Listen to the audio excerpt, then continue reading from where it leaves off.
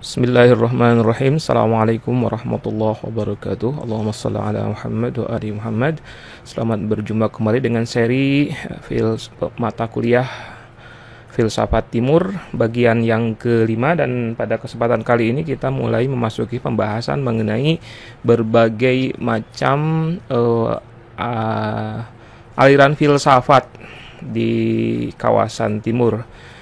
Dan sebagaimana yang pernah kita sampaikan pada pembahasan sebelumnya, bahwa hampir semua aliran filsafat di kawasan timur ini ternyata berbentuk ajaran agama, sebagaimana yang akan kita bahas di kesempatan pertama terkait dengan aliran-aliran tersebut. Maka kita akan membahas tentang Zoroastrianisme, yang merupakan aliran filsafat sekaligus juga merupakan ajaran agama.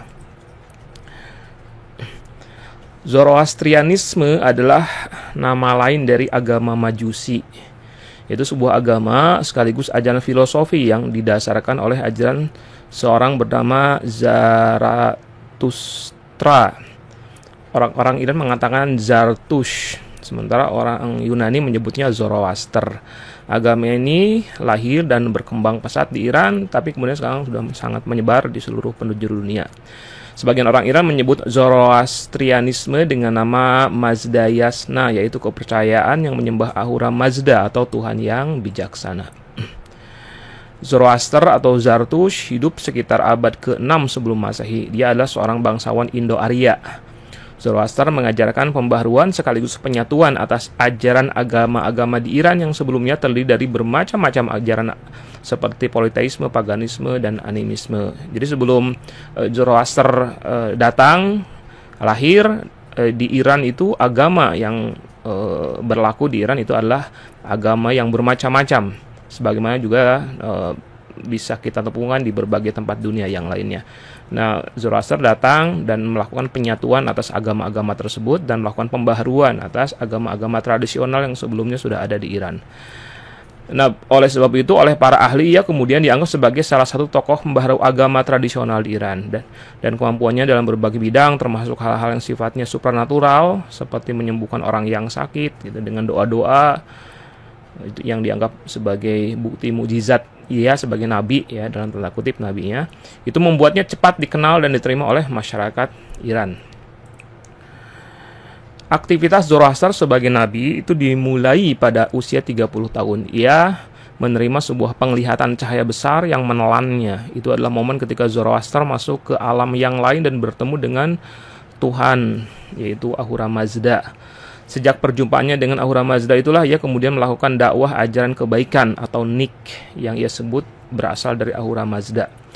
Di dalam ajaran Zoroastrianisme hanya ada satu Tuhan yang universal dan maha kuasa, yaitu Ahura Mazda. Ia diyakini sebagai sang maha pencipta. Segala puja dan sembah ditujukan hanya kepada Ahura Mazda.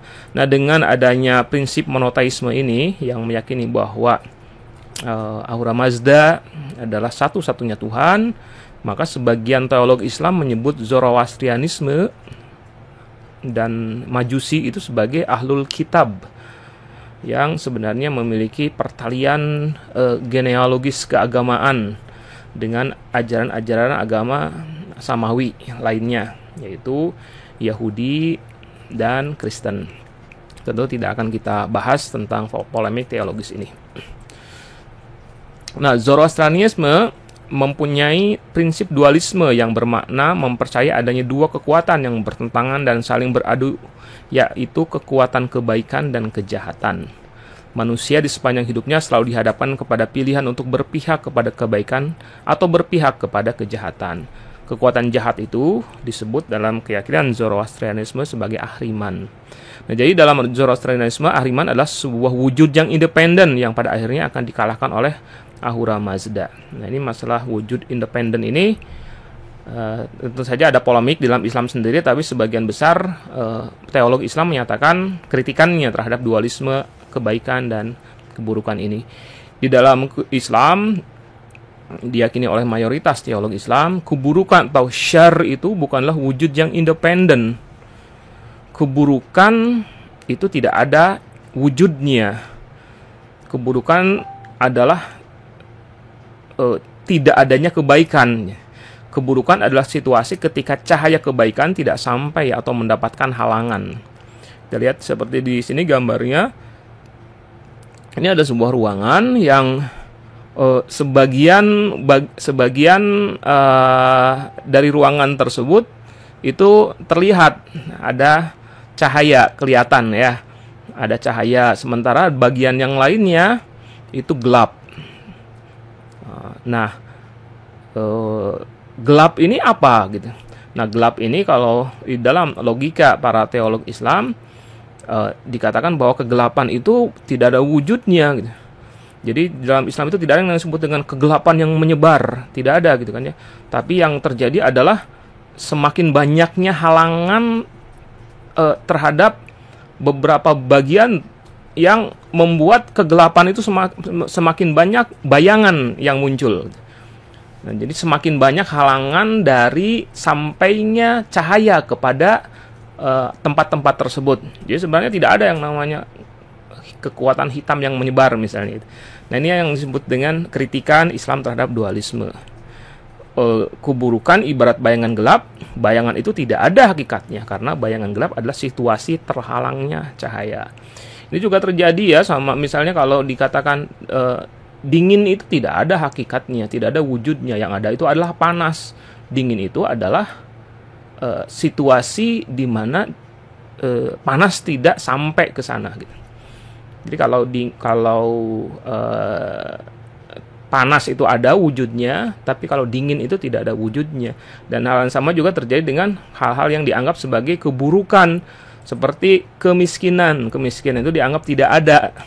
Yang ada adalah kekayaan, dan yang disebut dengan miskin adalah situasi di mana kekayaan tidak sampai kepada orang tersebut. Nah, ini menarik di surat An-Najm surat ayat 44 sampai 44, 45, 46, 47, 48, 43 ya. Itu disebutkan tentang penafian, penegasian terhadap dualitas kebaikan dan keburukan ini. A'udzubillahi minasyaitonirrajim. Wa annahu huwa adhaka wa abka. Dialah Allah yang membuat orang bisa tertawa dan bisa menangis. Wa annahu huwa amata wa ahya. Dialah Allah yang mematikan dan menghidupkan. Wa annahu khalaqaz zawjaini dzakara wal untha. Dialah Allah yang menciptakan pasangan laki-laki dan perempuan. Kemudian ada seterusnya, ada dua ayat berikutnya. Kemudian ayat yang menjadi bahan perhatian adalah ayat 48. Wa annahu huwa aghna wa aqna. Dialah Allah yang membuat orang bisa menjadi kaya dan bisa membuat orang memiliki sifat qanaah, merasa cukup. Jadi di ayat ini tidak disebutkan dialah Allah yang membuat orang menjadi kaya dan membuat orang menjadi miskin. Tidak ada, karena memang kemiskinan itu tidak diadakan. Kemiskinan itu adalah situasi di mana kekayaan tidak sampai kepada orang tersebut. Itulah kurang lebih kritikan Islam, para teolog Islam terhadap konsep kebaikan dan keburukan yang ada di banyak tempat sebenarnya, dan salah satu di antaranya adalah diyakini oleh ajaran Zoroastrianisme. Yang kita lanjutkan tentang konsep kosmologi Zoroastrianisme. Alam semesta dalam ajaran Zoroastrianisme berusia 12.000 tahun dan setelahnya akan terjadi kiamat. Masa 12.000 tahun ini terbagi menjadi 4 periode. Ada periode penciptaan yang langsung direaksi oleh Ahriman dengan menyerangnya. Kemudian ada periode peperangan antara kebaikan dan keburukan.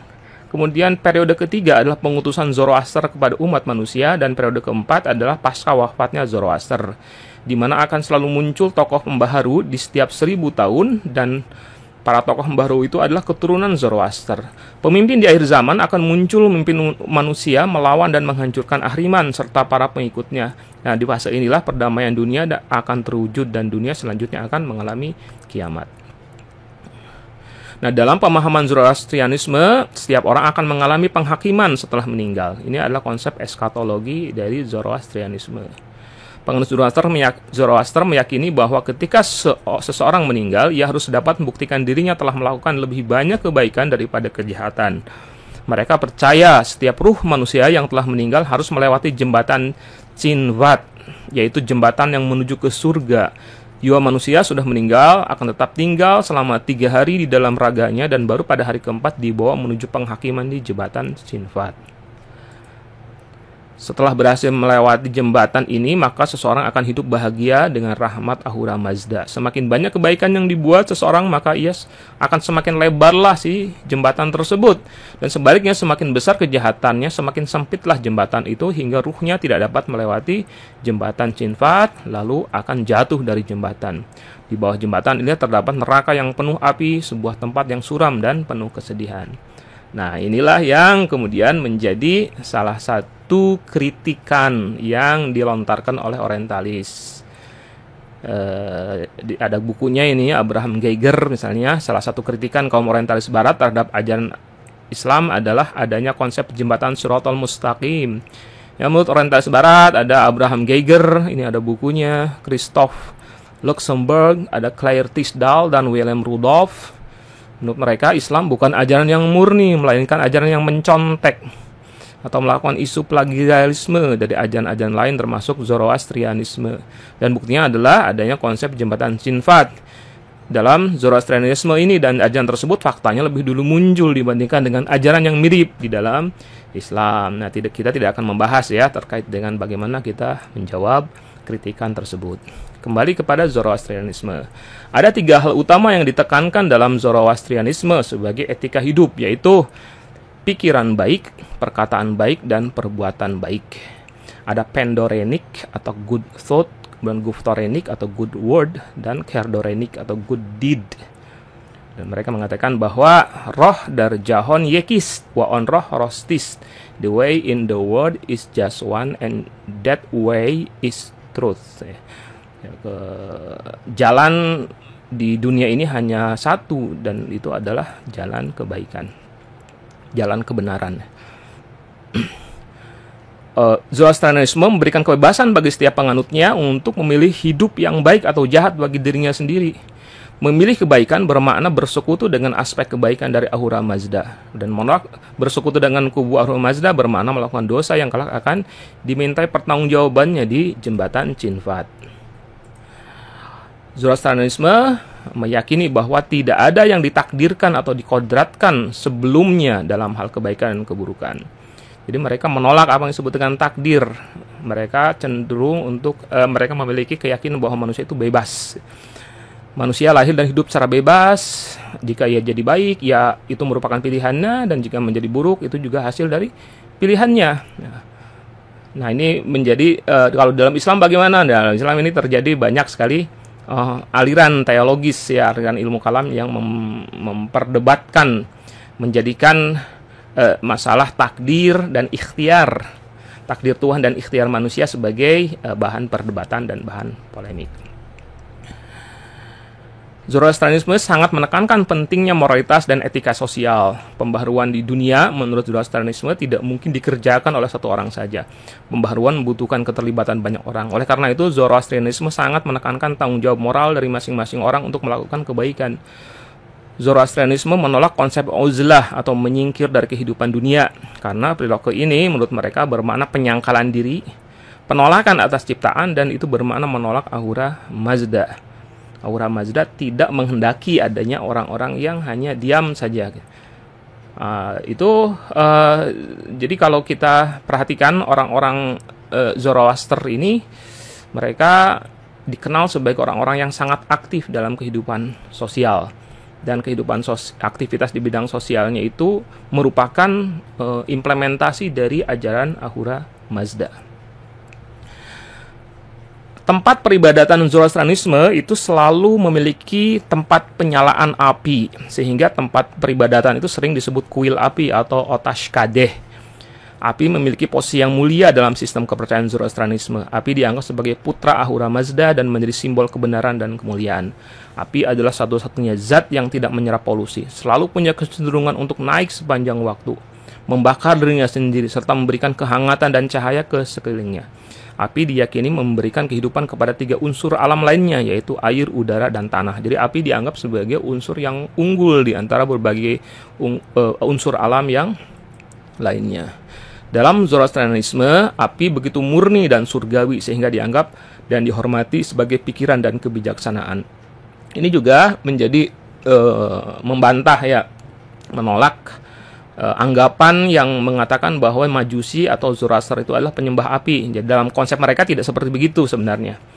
Tapi ya sebagian dari kaum muslimin atau melihatnya sebagai bentuk penyembahan terhadap api, padahal tidak seperti begitu ya. Api dianggap sebagai unsur yang mulia, dianggap sebagai perantara, atau dalam istilah kita mungkin kita bisa menyebutnya sebagai wasilah.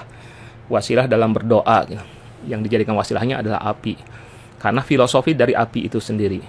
Selama penyembahan itu mereka berdiri menghadap api sebagai sumber cahaya dan pencerahan untuk melantunkan pujian kepada Ahura Mazda yang unik. Berdoa sambil menghadap api kehidupan bermakna adanya keinginan kuat untuk memiliki kekuatan hidup serta memperoleh identifikasi dan pengetahuan yang benar di alam semesta.